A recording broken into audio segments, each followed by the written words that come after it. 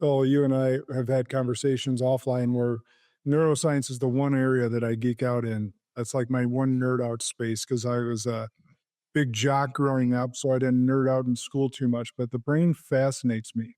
And I've asked a couple others this, but why is brain science so far behind everything else? Oh man, that's a great question. And I'll say this: why I think you love nerd science or brain science is because you're a businessman. You're not a coach that didn't make it in business. You're somebody who made it in business and said, "Geez, I need to show the world this." And the science gives you an insight to yourself of how did I get here, and then you realize, oh man, there's science to prove why I think this way. And when you start understanding yourself, it's exciting because then now you have not just your example, but you have something that is even founded in science to be able to back up that example that you live. And so kudos to you for being one of the few coaches who's done something before they start coaching. And so why is it so far behind? That's fascinating because we are right now discovering and been discovering a lot of things that we've been saying for thousands of years. Part of it is it's, the scientific process too. But I think it's summed up in this story. One of my favorite scientists and psychologists is Dr. Martin Seligman. And he was the founder of this, of positive psychology. And he was in an interview years ago. And they said, Dr. Seligman, we're going to give you kind of a cool little interview. We're going to give you a question and you get one word. And he's like, okay. And so here goes. Here's the one word. Dr. Seligman, will you give us, how would you sum up the state of psychology today? And he said, good. And I said, okay, hold on a second. Maybe we need to give him 2 words. Let's give him 2 words. Okay, let's give him 2 words. All right, Dr. Seligman, let's try this again. How would you sum up the state of psychology today? And he said, not good. And they're like, wait a minute. Hold on a second.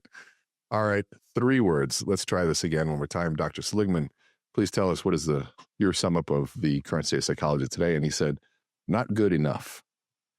And what was fascinating, and it just resonated with me because when I went to school for psychology and neuroscience, all we studied were broken brains, schizophrenia, depression, anxiety, bipolar, multiple personalities. Everything was about a broken brain, and everything was about what was broken. Nothing was done around the human potential of the brain. And so he said, there's got to be a positive side to this, and what can we do with it?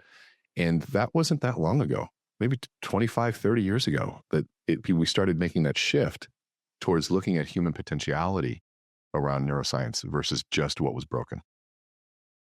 Yeah, that's so good. And part of that is the fMRI came out, I think, between 30 and 40 years ago. So we were actually able to see what parts of the brain light up as we have these different experiences. But it is fascinating to understand what you're actually going through and then not studying the highly successful versus just like you mentioned, the broken brain. Yeah. So now understanding human psychology, what do you think from a human psychology standpoint makes someone an effective leader? Man. So I think there's a lot of different ways to answer that one. In terms of thinking what makes them an effective leader,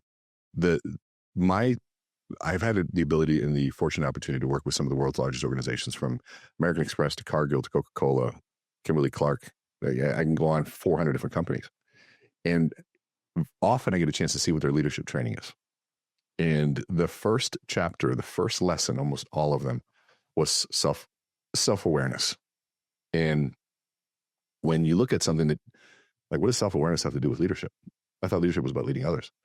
Well, if you can't lead yourself and you're not even aware of how you feel, if you don't have a sense of awareness of how you come across, how you might be interpreted, you're completely disconnected from the people that you need to lead. And if you're disconnected, that means that you aren't connected to them and you have no relationship with them. And how are you supposed to inspire them?